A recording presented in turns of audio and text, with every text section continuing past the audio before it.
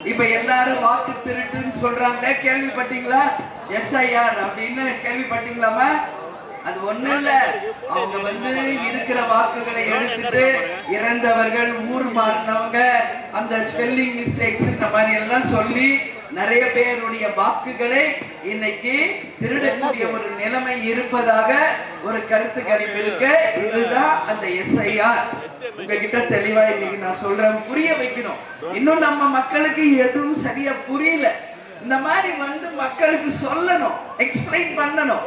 அப்பதான் அது என்னன்னு புரியும் நம்ம ஜனங்களுக்கு.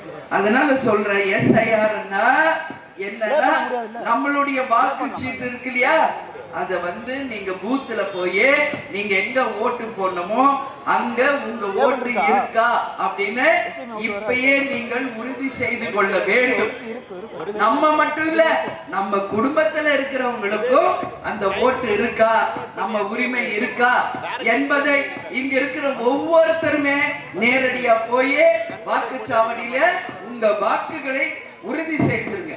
ஏன்னா இன்னைக்கு ஆதார் அட்டை எப்படி முக்கியமோ அது மாதிரி ஓட்டர்ஸ் ஐடியும் ரொம்ப ரொம்ப முக்கியம்.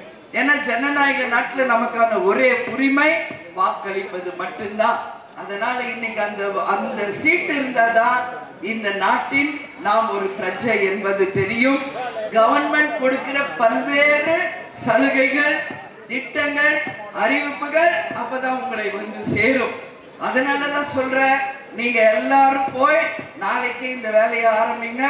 எல்லாருடைய வாக்குகளையும் நீங்க உறுதி செய்துட்டா அதை திருடுறதுக்கு இங்க எந்த கொம்பனாலையும் முடியாது அப்படின்னு நான் உறுதியா சொல்றேன்.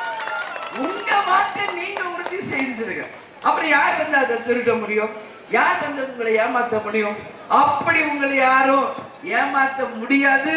அப்படியே இல்ல திருடுறாங்கன்னா மக்கள் புரட்சி இங்கு வெடிக்கும் என்பதை உறுதியாக உங்க முன்னாடி நான் சொல்றேன். நிச்சயம் அது நடக்கும். இன்னைக்கு நடந்துகிட்டு இருக்கு நாட்டுல, நம்ம பார்த்துட்டு இருக்கோம். மலை கொள்ளை அடிச்சாங்க, மணலை கொள்ளை அடிச்சாங்க, மரங்களை கொள்ளை அடிச்சாங்க, கனிம வளங்களை கொள்ளை அடிச்சாங்க. மக்களுக்கு இருக்கிற ஒரே உரிமை வாக்குரிமை.